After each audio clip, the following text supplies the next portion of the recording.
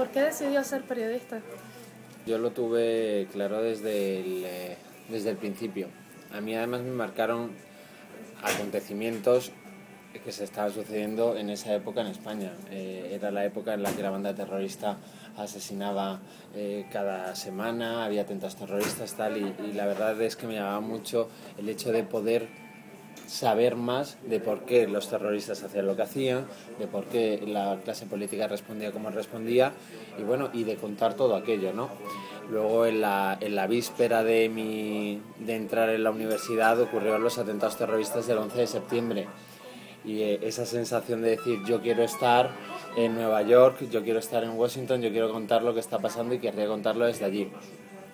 Bueno, además yo creo que nuestro país, para bien o para mal, tiene una clase política, aunque hoy no estaba muy viva, con temas muy interesantes encima de la mesa, ya digo, el antiterrorismo, pero ya se está hablando también de los nacionalismos. Yo desde el primer momento lo tuve claro, la verdad. Creo que el periodismo hoy, a pesar de que según el CIS, que según muchas encuestas es una de las profesiones menos valoradas o peor valoradas por la ciudadanía, yo creo que es imprescindible. Creo que hacemos una labor imprescindible, más en tiempos de crisis, de que hay que contar las cosas como son y hay que ser irrespetuosos, entiéndanlo con el buen calificativo, irrespetuosos de preguntar lo que hay que preguntar, ir a los sitios a donde hay que ir, si hay una manifestación, meterse en medio de la manifestación y hacer preguntas. Yo creo que hoy es una de las carreras más valientes. Entonces, ¿siempre tuvo claro dedicarse a la política dentro del periodismo? No puedes irte con la mirada fija en quiero ser solo hacer información de política, eso es una evolución, ¿no? Yo, por ejemplo, empecé a hacer información municipal y me tocó desde el juicio de Isabel Pantoja en los juzgados de Marbella y después en Málaga, hasta información municipal en un ayuntamiento, hasta cubrir un suceso y demás. Tienes que hacer de todo. Lo bueno del periodismo es que tienes la posibilidad, sobre todo en los primeros años, de hacer todas las ramas posibles de periodismo y demás. Dicho lo cual, a mí siempre me interesó muchísimo la información política. Creo que haciendo información política se entienden muchas cosas y además tocas muchos palos. Me explico. Ponía antes el ejemplo de la política antiterrorista, pues lo mismo, ¿no? Tú haces política antiterrorista y es política también, ¿no? Y sabes, al final sabes mucho de antiterrorismo. Tú haces política y haces también justicia. Caso Bárcenas, tienes que estudiar los autos, tienes que saber cómo trabajan los diferentes tribunales en España, por qué está en el Tribunal Supremo la Audiencia Nacional, por qué de ahí pasa un juzgado ordinario, también haces justicia. Tú haces... vienen líderes extranjeros y estás haciendo política exterior, o acompañas al presidente del gobierno afuera a visitar Francia, a visitar Alemania, y estás haciendo política exterior y te tienes que documentar sobre qué está pasando en esos países, con lo cual, bueno, es una sección muy rica porque también abarcas muchos aspectos del día a día, ¿no? De la rutina. ¿Cómo ha sido su experiencia en Libertad Digital? Libertad Digital es el típico medio pequeño que te abre muchas puertas, me explico. Gracias a Libertad Digital yo puedo seguir hoy al presidente del gobierno con 27 años y puedo ir a hacer su gira internacional por los diferentes países que visita y puedo hacer campañas electorales, que es el éxtasis, ¿no?, de la cobertura informativa, cuando estás 15 días detrás de un político, pateándote de tu país y yendo pueblo a pueblo y ver cómo el tú a tú, ¿no?, de la clase política con el ciudadano. Libertad Digital es un medio pequeño que está creciendo mucho, evidentemente, que en internet tiene muchísimos lectores, tiene 1 millón de visitas diarias, que es una barbaridad de personas, pero si estuviera trabajando, por ejemplo, en una cabecera de papel, en El Mundo o en El País, pues no podría estar siguiendo al presidente seguramente. Libertad Digital pues me ha dado la oportunidad de despegar, y luego es un periódico en el que, dentro que tiene una ideología muy clara, y los periódicos, todos, no nos engañemos, tienen una ideología muy clara, te permite trabajar con mucha libertad. Yo he tenido muy pocos problemas. a la hora de plantear titulares o informaciones, y si surge el debate es eso, es debate entre tus jefes en una mesa. Bueno, es que eso también es el periodismo, ¿no? Tú das una información, pero luego tienes que hacerla encajar con la línea editorial de tu medio de comunicación y se genera un debate y a trabajar, ¿no? ¿Ha trabajado en otros medios aparte de Libertad Digital? Yo he trabajado en la cadena COPE, trabajé en COPE Málaga 3 años al mando de Adolfo Arjona, que ahora es uno de los máximos responsables de la cadena, y también trabajé en Diario Directo, que era un periódico del grupo Vértice, que ya no existe, que la crisis se lo ha llevado por delante como otros tantos medios, y en Diario Directo tuve una vivencia que también compartí con Cadena COPE, ¿no? Y era que me fui de Erasmus en cuarto de carrera a Finlandia, y bueno, pues me tocaron momentos muy divertidos de vivir, porque por ejemplo allí era la presidencia de la Unión Europea, era en Finlandia, y entonces pues un niño de cuarto de carrera pues tuve que ir a cubrir la cumbre con Zapatero, venía Rubalcaba como ministro, y bueno, pues fue muy divertido. ¿Cree que en los medios, según su experiencia, la información política está bien tratada? Yo creo que la información política está tratada muy bien en la mayoría de los medios, me explico. Es la información de referencia. Los periodistas de mayor prestigio hacen información política. Carmen Remírez de Ganuza en el diario El Mundo, Carlos Cue en el diario El País, Calleja en el diario ABC. Son periodistas que han vivido mucho del periodismo, que han hecho mucho y están haciendo ahora seguimiento. Por ejemplo, yo a quienes conozco del presidente del gobierno, pero por ejemplo mi compañera Ketty Garat hace Partido Socialista, quiero decir, es otra periodista como, bueno, como un castillo de buena, ¿no? Yo creo que está bien tratada. También es la información que sufre más presión, y los periodistas sufrimos muchas presiones, no nos engañemos. Hacemos una información que afecta a gente muy importante, que te lee mucha gente y que se revisa al dedillo tanto por tus jefes como también por los políticos de los que escribes. Es una información muy complicada de hacer, más en estos tiempos, pero yo creo que está bien tratada. Yo creo que mis compañeros, que tenemos, los periodistas, yo creo que tenemos que tener sentido de la responsabilidad. Esto es, tenemos que saber que nos lee mucha gente, que si nosotros en un titular ponemos Rajoy pensiones, va a generar la alarma si no explicamos bien de qué estamos hablando, porque estamos en una época de ajustes, de recortes, de reformas, llamémoslo como queramos, y si yo mañana subo en un titular Rajoy pensiones, va a generar alarma. Entonces tenemos que explicar muy bien por qué. Los periodistas también tenemos que ser muy exigentes con el político. Respecto a lo que he dicho de exigir a los políticos, ¿usted cree cuando, por ejemplo, entrevista a alguno, que la información que le da se ciñe a la realidad o le da muchos matices? Vamos a ver. La realidad. Yo los términos absolutos, cuando ya llevo 10 años llevo en Madrid y creo que llevo 7 o 8 años en periódicos y medios de comunicación, la realidad, la verdad, estos términos absolutos hay que olvidarse de ellos. No hay una verdad absoluta, no hay una realidad absoluta. Hay una realidad según un enfoque y hay una verdad según un enfoque. Yo siento decirlo, pero los medios de comunicación son empresas, se guían por líneas editoriales, los políticos no son empresas, bueno, sí son empresas y te van a vender una idea. En esa idea que te van a vender hay mucho de verdad, pero seguro que hay algunas partes que no te dicen porque no les viene bien contar. Y a la hora de, por ejemplo, concertar una entrevista, etcétera, ¿ha tenido algún problema de que no le quieran dar cita o cualquier...?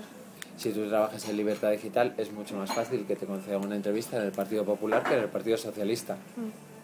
Esto es tal cual. A mí me pone muy pocas dificultades, y vuelvo a citar a mi compañera Ketty Garat, que hace SOE, que le ponen todas las zancadillas posibles.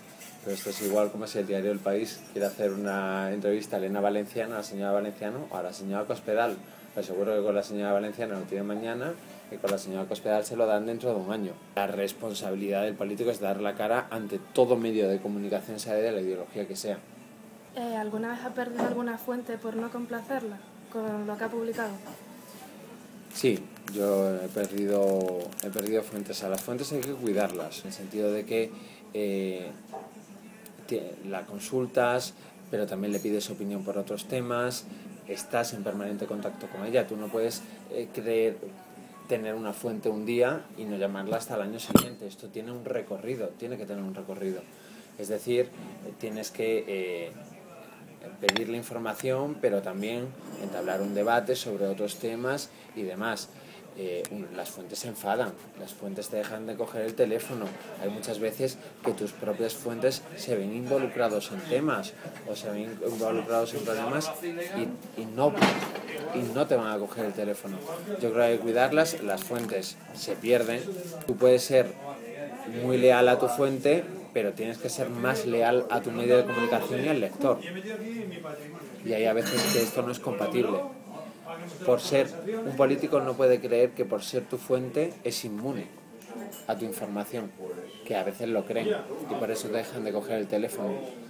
Pero bueno, es parte de este equilibrio y de este galimatías periodístico-político. La relación entre periodistas y política a veces es muy complicada. ¿Y con quién tiene mejor relación? ¿Dentro del Partido Popular, dentro del gobierno? Dentro del gobierno. Bueno, pues yo tengo mejor relación. Hice 5 años, cubrí durante 5 años la información del Partido Popular, desde el Congreso de Valencia hasta las elecciones, y ahora hago gobierno. En esos 5 años que fueron durísimos, de oposición del Partido Popular, en el que estalló el caso Gürtel, en el que hubo la política de comunicación del hoy presidente del gobierno dejó mucho que desear en muchos momentos. La información fue muy complicada, pero también el Partido Popular en esa época fue un partido que se movió mucho. Teníamos congresos, comités ejecutivos, interparlamentarias, intermunicipales, que se celebró en toda España, y estos foros nos permitió tener mucha relación, mucho trato de tú a tú con los políticos. Más aún cuando era una dirección nueva que surgía del Congreso de Valencia, y tanto ellos venían de nuevas como muchos periodistas también veníamos de nuevas, y eso permitió que tuviéramos muy buena relación. ¿Y la peor relación? Bueno, yo no creo que haya peores relaciones ni mejores relaciones. Es evidente que cuando un medio de comunicación, por ejemplo Libertad Digital, toma la decisión de que no le gusta la postura política de un político y decide hacer una línea editorial contra él, la relación con ese político es difícil. Esto es evidente. Yo no quiero personalizar en ningún político, pero esto es evidente, ¿no? Evidentemente, por línea editorial, Libertad Digital, con quienes más problemas puede tener es con el Partido Socialista de base. Usted publicó un libro, El del fin del PP, sobre una biografía no autorizada de Alberto Luis Gallardón. ¿Le costó mucho recoger toda la información para escribir el libro? Bueno, ahí el libro está cuajado de muchos testimonios, todos off the record. Quiero decir, hacer una biografía política crítica con una persona que está en la cúspide del poder, Alberto Luis Gallardón, en esos momentos era alcalde de la capital de España, que todo el mundo sabía en los círculos de poder del partido que iba a ser ministro o que iba a formar parte del núcleo duro de la estructura de gobierno si Mariano Rajoy iba a ser presidente, es muy complicado. Es muy complicado si lo quieres dar con nombres y apellidos. Hubo personas que lo decían como nombres y apellidos. Recogimos testimonios de la entonces presidenta de la Comunidad de Madrid, Esperanza Aguirre. Alejo Vidal Quadras, soy eurodiputado del Partido Popular, presentó ese libro. Y también hizo comentarios y opiniones muy gruesas respecto al alcalde. Pero evidentemente es complicado en el sentido de que nadie te va a decir con nombres y apellidos dentro de su propio partido, porque es una biografía política en base a testimonios de sus propios compañeros, que lo vayan a criticar. En privado la cosa es distinta y por eso hay muchas opiniones en privado. Fue un libro complicado de todas formas, porque estábamos en vísperas de unas elecciones autonómicas y locales, estábamos en vísperas de las elecciones generales, y fue complicado, ya digo, porque la presentación del libro fue muy tensa, porque por una parte los dirigentes políticos te decían, por supuesto vamos a la presentación del libro, pero hubo una consigna de la dirección del partido de que no fueran. Bueno, pues eso, fue un libro complicado. ¿Hubo tensión dentro entre los miembros del PP? Bueno, hubo una orden de la dirección del partido porque no se acudiera a esa presentación del libro, porque no hubiera porque no se aplaudiera ese libro. Ese libro abrió el debate sobre si Gallardón iba a ser o no miembro del gobierno en medio de un periodo electoral. Cuando era alcalde, estaba diciendo claramente: yo no quiero ser alcalde de la capital, quiero ser ministro, como finalmente fue. Y ese debate, el partido no quería abrirlo, es evidente. Es un debate espinoso, peliagudo, que dejaba entrever una época muy complicada. Fue la crisis del ascensor. Vosotros sois muy jóvenes. La crisis del ascensor, cuando Esperanza Aguirre y Alberto Ruiz Gallardón le plantean el órdago a Mariano Rajoy de que quieren ir a las listas con él. No hablo de las últimas elecciones, hablo de las anteriores, cuando vuelve a ganar Zapatero por segunda vez consecutiva. Esa fue una de las épocas más complicadas del partido, que abrió un cisma que parecía que el partido iba a tener varias cabezas en el Congreso de Valencia. Y reabrir todo eso en víspera de elecciones trae un polvorín que evidentemente nadie quiere abrir, claro. ¿Conoce el partido X? He escuchado de ese partido, pero ya te digo que yo trabajo con los partidos tradicionales todavía. Yo creo que todo el mundo que tiene ganas de abrirse a la política, todo el mundo que quiera hacer política, dependiendo en el marco constitucional y en el marco de las leyes y en el respeto del marco que nos hemos dado todos, a mí me encantaría que todos los que tienen ilusión, ganas, ansias de hacer política, lo hagan. Creo que es el momento. Estamos en una época de crisis brutal, institucional en todos los sentidos. Se ve esa crisis, más si estás trabajando todos los días, si haces periodismo todos los días. La crisis es total y todo aquel que quiere decir algo, que lo diga. Ahora, yo no me fío de un partido que no tiene nombres y apellidos. ¿Pero cree que realmente es un partido, es más bien para movilizar a la gente a que...? Yo también estoy a favor de las movilizaciones, estoy a favor de que la gente salga a la calle y que salga a la calle y que se manifieste y que diga lo que opina. Estamos en un momento en el que hay que escuchar a todos, insisto, con nombres y apellidos. Yo no iría detrás de una pancarta que no sé quién convoca, ni que sé qué es lo que quieren. Si el partido X quiere ser una formación política, yo necesito saber quién es el presidente, cuál es su estructura, cuál es su ideario. Y esto es el temor que a mí me provocan este tipo de movilizaciones a través de la red. Yo personalmente, esta es una opinión personal, no aplaudiría, tendría al revés muchas preguntas que hacerle. ¿Pero a quién? Respecto a lo que dijo de las redes sociales, ¿cree que democratizan, como mucha gente dice? Yo creo que tiene una parte buena y una parte mala. Primero, en Twitter, evidentemente, ha permitido que muchas personas den su opinión, por ejemplo, en política. Y esto es bueno, quiero decir, que la gente hable. Yo tengo Twitter y si se genera un debate educado, sin insultos y sin extravagancias, yo formo parte del debate y opino y interactúo en ese debate. Pero también creo que Twitter es el generador de informaciones falsas, de bulos, de lo que es un rumor se convierte en noticia. En Twitter le damos la categoría de noticia y no nos podemos equivocar. Twitter no es un periódico abierto, Twitter no es una información. Tú en Twitter puedes dar una fotografía impactante que puede generar la animadversión de muchas personas, pero si no la pones en contexto, puede que esa información no te esté dando todos los datos. Ha habido algunas ruedas de prensa sin preguntas. ¿Cree que la política puede existir sin el periodismo? Bien, a ver, no son ruedas de prensa sin preguntas. Yo creo que malformamos muchas veces el lenguaje.